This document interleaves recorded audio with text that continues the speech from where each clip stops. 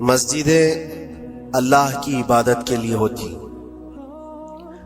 یہاں پر تعظیم کے لیے کھڑے ہونا جس وقت میں آ رہا ہوں یہ میں بالکل مناسب نہیں سمجھتا۔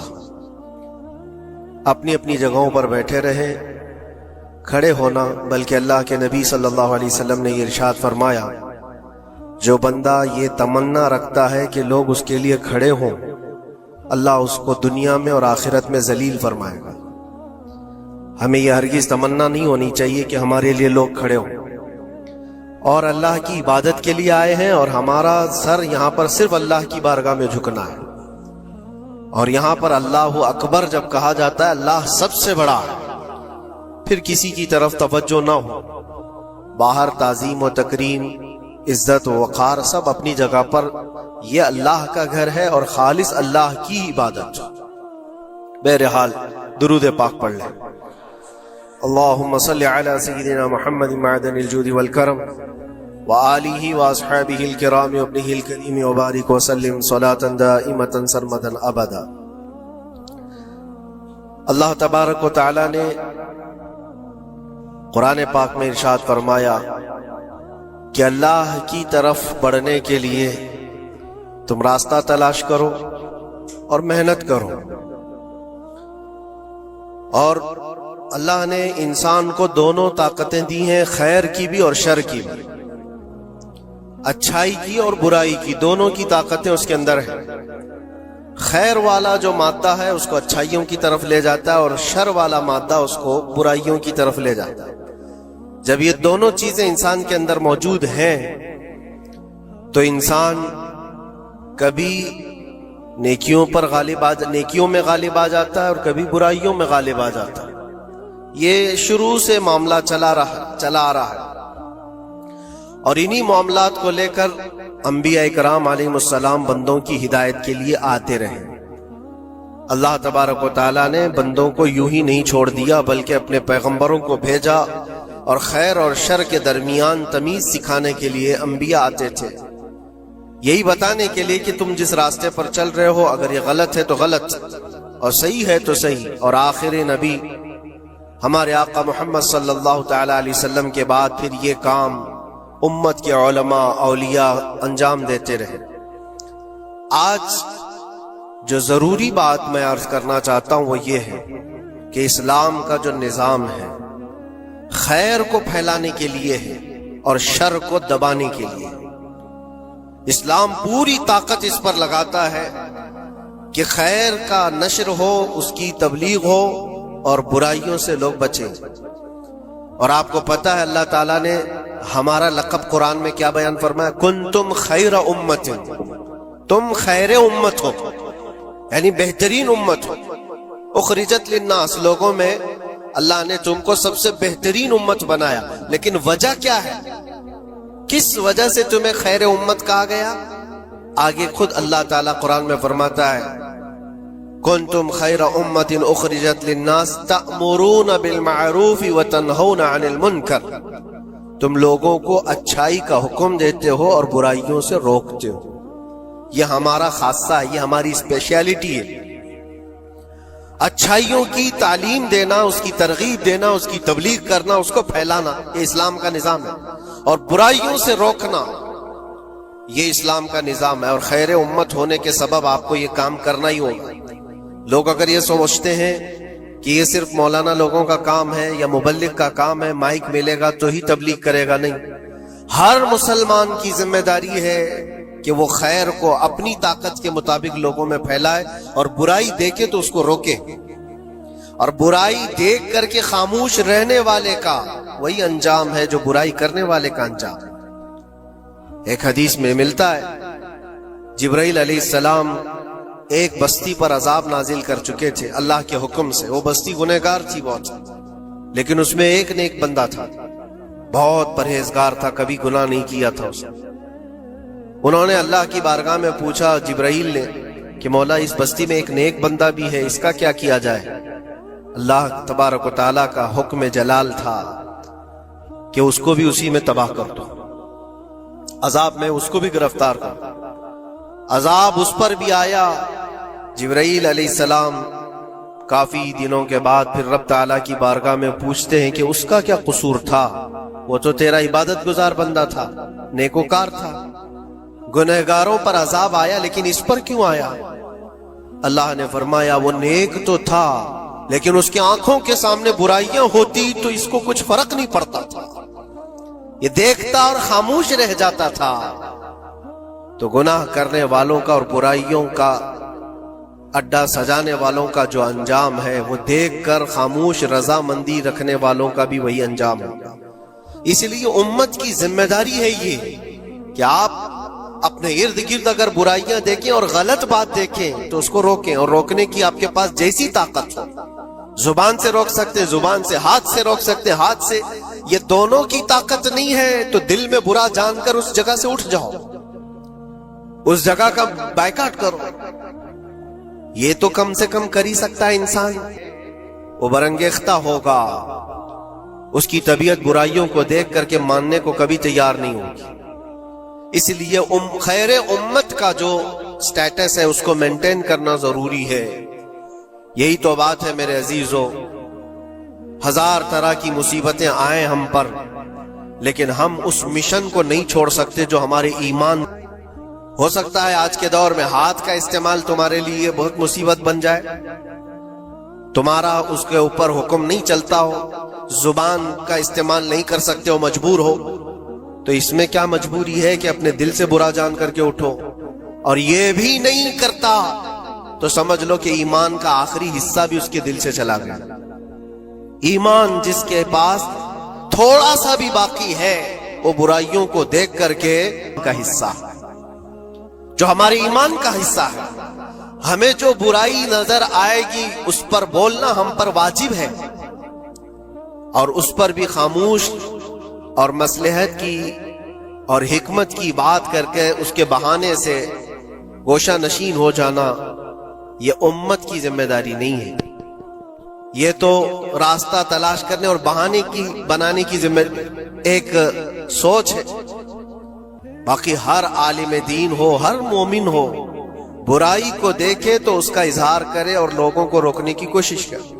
ایک بات اور میں بتاؤں، معاشرے میں کچھ سود خور ہیں، کچھ شرابی ہیں، اور ان کے نہ بلاؤ، لیکن ہم سمجھوتا اس بات پر نہیں کرتے کہ تمہاری طبیعت دیکھ کر کے بات کریں، ہم رسول اللہ کی شریعت دیکھ کر بات کریں۔ ایک عالم دین کا یہ حق ہے کہ وہ برائی کو دیکھے تو اس کا اظہار کر کے منع کرے۔ مخالفت ہوگی، ہمیں پتہ ہے، برائیاں کرنے والے کریں گے، لیکن یہاں پر ایک بات مجھے یاد آ کر ہم کچھ نہ بولیں، کیونکہ ہمارے محلے کے بڑے بڑے ذمہ دار لوگ جو ہیں وہ سب اس کاروبار میں مصروف ہیں۔ آپ سود پر کچھ نہ بولیں، باقی آپ کی ہر تقریر سننے کو تیار ہے۔ میں نے اس دن قسم کھا لی، پورا 1 گھنٹہ سود پر ہی میں نے بیان کیا۔ نہیں بلانا اس کے بعد ہی ہے، اس بزم میں مقصود ہے اصلاح مفاسد۔ نشتر جو لگاتا ہے وہ دشمن نہیں ہوتا۔ ڈاکٹر تمہاری پھوڑی کو اگر کاٹتا ہے چاقو سے تو وہ قاتل نہیں ہے، وہ کلر نہیں ہے، وہ تمہارے جسم سے پھوڑی کو کاٹ رہا ہے، وہ ناسور کو نکال رہا ہے۔ تمہارے اندر برائی کو اگر ہم روک رہے ہیں، برا تھوڑی دیر کے لیے لگے گا۔ اسی لیے میں اکثر ایک جملہ کہتا ہوں، بخار کی دوا کڑوی ہوتی ہے، نگل لو تو فائدہ ہے۔ ظاہر سی بات ہے تمہارے اندر کچھ برائیاں ہیں، اگر ہم نے اس کو کہا، انگلی رکھی، تو ہو سکتا ہے آپ ہم کو علماء کی فہرست سے ہی ہٹا دیں گے، وہ کہیں گے یہ مولانا ہی نہیں ہے، یہ عالم ہی نہیں ہے، کیونکہ طبیعت جلدی کسی کو ایکسپٹ نہیں کرتی۔ برائیوں سے روکنا ایک بہت بڑی ذمہ داری ہے۔ جانتے ہیں مکہ مکرمہ میں سارے لوگ حضور پاک صلی اللہ تعالی علیہ وسلم کے ایسے فدائی تھے، اعلان نبوت سے پہلے کی بات کر رہا ہوں، حضور کے اخلاق پر کوئی انگلی نہیں اٹھا سکتا تھا۔ جتنی اچھائیوں کا حضور نے حکم دیا سب کو وہ ایکسپٹ کرتے تھے، مانتے بھی تھے، لیکن جہاں برائیوں کے لیے روکا کہ یہ غلط ہے، اس کو ایکسپٹ کرنے کو طبیعت نہیں مانتی۔ اتنے سالوں سے ہم کرتے آ رہے ہیں، ابھی آپ آ کر روک رہے ہیں، یہی تو دشمنی شروع ہوئی۔ اور ہم یہاں پر اسی بات کے لیے کہتے ہیں کہ یہ اللہ کے نبی صلی اللہ تعالی علیہ وسلم کے فرامین کے مطابق اور قرآن کے مطابق ایک بڑا جہاد ہے. برائیوں سے لوگوں کو بچانا، روکنا اور اپنے نفس کو بچانا، یہی جہاد جس کے متعلق حدیث پاک میں ملتا ہے رجعنا من الجہاد الاصغر الى الجہاد الاکبر. جو جنگ ہوتی ہے نا آمنے سامنے میدانوں میں، اس کو حضور نے فرمایا یہ چھوٹا جہاد ہے، اور برائیوں سے لڑنا یہ بڑا جہاد ہے. اپنے نفس سے لڑنا جو برائیوں کی طرف ہمیں لے کر کے جاتا ہے، یا برائیوں سے روکنا کسی کو، یہ بڑا جہاد ہے. یہاں پہلوانی دکھانا، ایک دوسرے کو کشتی میں پچھاڑ دینا، یہ تو طاقت کا کھیل ہے. لیکن کسی کو برائیوں سے باز لے کر کے آ جانا، یہ بہت بڑی طاقت کا مظاہرہ کرنا ہوتا ہے، بہت بڑی. اگر تمہاری زبان سے کوئی بچ گیا برائیوں سے تو سمجھ لو کہ تم نے اس کے ساتھ ایک بہت بڑا کار خیر کیا ہے. اللہ کے نبی صلی اللہ علیہ وسلم فرماتے ہیں حضرت علی سے، یا علی لَأَن يَهْدِيَ اللَّهُ بِكَ رَجُلًا خَيْرٌ لَكَ مِنَ الدُّنْيَا وَمَا فِيهَا. اے علی، تمہارے ذریعے سے اگر ایک آدمی بھی سیدھے راستے پر آیا تو پوری دنیا کمانے سے بہتر ہے، تمہارے پوری دنیا سے بہتر ہے. ایک آدمی اگر سیدھے راستے پر آ گیا تو اسلام کا پورا نظام یہ ہے خیر کی طرف لوگوں کو بلانا اور شر سے لوگوں کو روکنا. اور یہ ذمہ داری اگر قوم بھولتی چلی جائے گی تو یہ قیامت کی نشانیوں میں سے یہ بھی ہے. حضور پاک صلی اللہ تعالی علیہ وسلم نے ارشاد فرمایا لوگ اچھائیوں کا حکم دینا چھوڑ چکے ہوں گے، برائیوں سے روکنا بند کر چکے ہوں گے، حتیٰ کہ ان کے آنکھوں کے سامنے راستوں پر زنا ایسے ہوگا جیسے گدھے جوڑا کھاتے ہیں، جانور زنا کرتے ہیں، اس طرح سے انسان ان کے آنکھوں کے سامنے کیا کریں گے اور یہ کچھ نہیں کہیں گے. یہ طبیعت آتی جائے گی تو یہ قیامت کی نشانیوں میں سے. آج یہی حالات تو ہے. لوگ یہ کہتے ہیں کہ ان کا مسئلہ ان کے ساتھ، ہم کیا کہیں ان کے لیے. نہیں میرے عزیز، میں جو بات کہہ رہا تھا وہ بیچ میں رک گئی. معاشرے میں کبھی سود خور ہوتے، شرابی ہوتے، بہت سارے ہیں، اور غلط کاموں میں وہ ملوث ہیں. کیا چیز ہے ان کو توبہ کرنے پر، وہ واپس آنے پر مجبور نہیں کر رہی ہے؟ کون سی چیز ہے جو ان کو ان کے گناہ پر بڑھاوا دے رہی ہے؟ کیا چیز ہے؟ کبھی آپ نے سوچا؟ وہ چیز یہی ہے ہم سب کی. معاشرے میں اگر وہ غلط تھا تو ہم نے اس کے ساتھ دوستی ویسی ہی بنائی رکھی جیسے پہلے تھی. اس کو احساس ہونے ہی نہیں دیا کہ تو نے غلط کیا ہے یا غلط کر رہا ہے. اس کا ملنا جلنا اٹھنا بیٹھنا سب اچھے لوگوں کے ساتھ ویسے ہی چل رہا ہے. امام صاحب بھی مل رہے ہیں، اس کو سارا ریسپیکٹ ویسے ہی مل رہا ہے، تو وہ یہی سمجھتا ہے میں جو کچھ کر رہا ہوں اچھا کر رہا ہوں.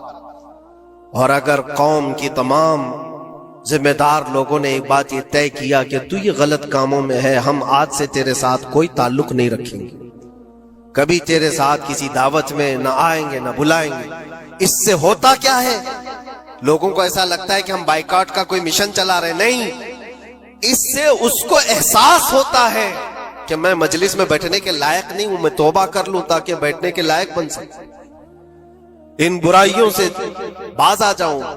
اور تمہارے ملن جلن کی وجہ سے یہ سارے آج لوگ پہلے چھپ کر کے کرتے تھے، آج اوپنلی یہ سارے کام کرنے لگے. لوگ جو ہے پہلے ڈرتے تھے کہ قوم میں لوگوں کو پتا چل جائے میرا دھندا کیا ہے تو پتہ نہیں میرے ساتھ لوگ کیسا سلوک کریں گے. آج وہ نڈر ہے، شیر ہے، کچھ نہیں ہوتا. آج لوگ جس کے پاس پیسہ زیادہ ہے اس کی عزت کرتے ہیں، اس کے ساتھ سانٹ گانٹ ویسی ہوتی ہے، سب اچھے لوگ بھی اس کے ہاں آتے ہیں جاتے ہیں، سب ہوتا ہے. عزیزان گرامی وقار، برائیوں سے روکنے کا نظام جو ہمارا ختم ہوتا جا رہا ہے، یہ قیامت کی بڑی نشانیوں میں سے. آج آپ کی اور ہماری ذمہ داری اتنی تو ہے کہ ان محفلوں سے اپنے آپ کو دور کر لو جہاں یہ سارے کام ہو رہے ہیں. غلط جو بھی ہے اس کو تمہارا دماغ خود ہی پہچانتا ہے غلط کیا ہے. اللہ تعالیٰ نے اتنی ہدایت ہر بندے کو عطا کی، ہر بندے کو. اللہ نے قرآن میں فرمایا أَلَمْ نَجْعَلْ لَهُ عَيْنَيْنِ وَلِسَانًا وَشَفَتَيْنِ وَهَدَيْنَاهُ النَّجْدَيْنِ. ہم نے دو چیزیں ایسی نہیں دی ہیں تمہیں جو خیر اور شر کو پہچانتی ہیں.